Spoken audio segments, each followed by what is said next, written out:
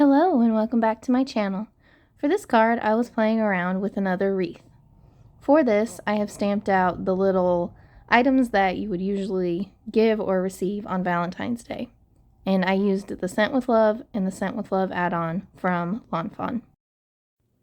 As I'm coloring, if you see me pick up more red markers or pink markers or whatever, just know that if I didn't show you the color right beforehand, it's a color combination that I've already shown.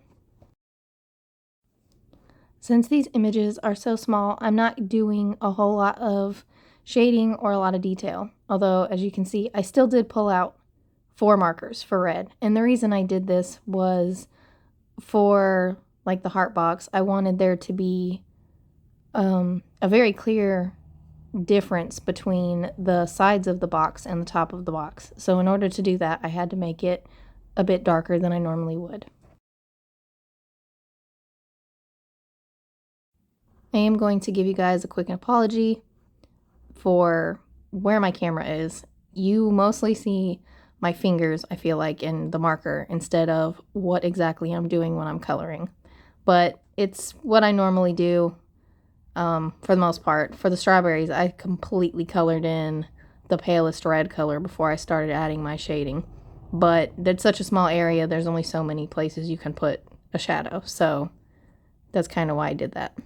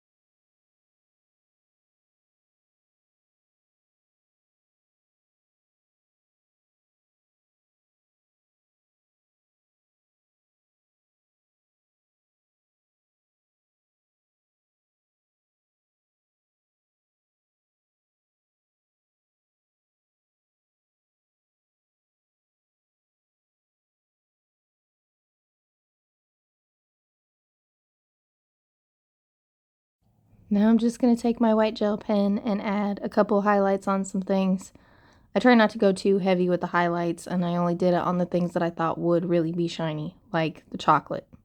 Then once my pieces were cut out, I'm just taking a fine liner and I'm going around the edges so that they don't look like poorly cut, I guess. And now I have Distress Oxides and Spun Sugar, Picked Raspberry, and Barn Door. I am squishing them down on my stamp block, watering them down a little bit, and then I am splattering my paper with each of the 3 colors.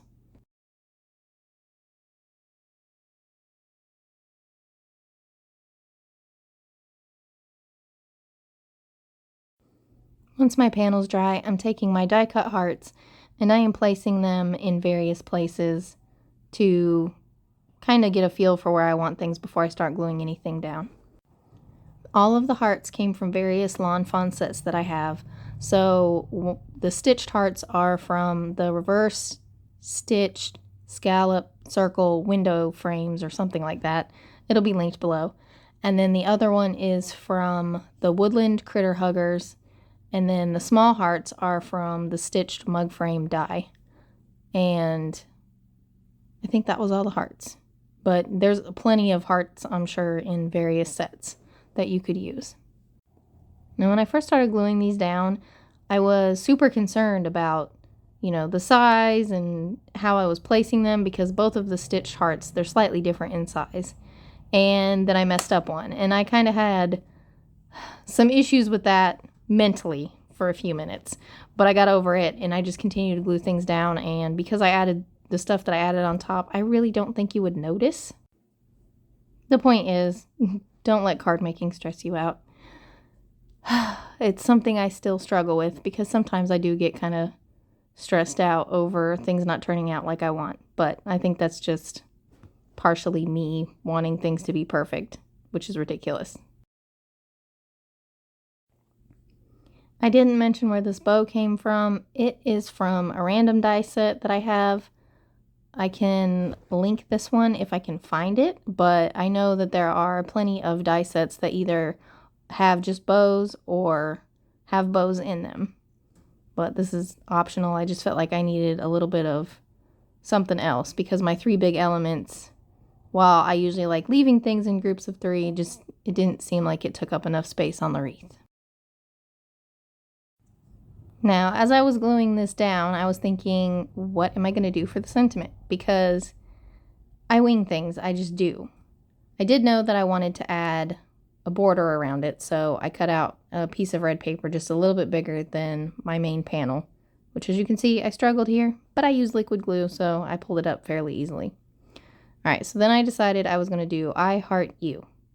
And I took 2 of the hearts that I had cut out for the wreath that I didn't use, and I cut out an I and a U from the Oliver's stitched ABCs, and I did some simple gradient blending on there with the picked raspberry and the spun sugar. And then I'm just adhering those down in the center, and I let that be my sentiment. This is a little bit different than what I normally do. But after that, I adhered my card to a card base, and my card is done. Thank you all so much for watching. I'll be back with another video soon. Bye!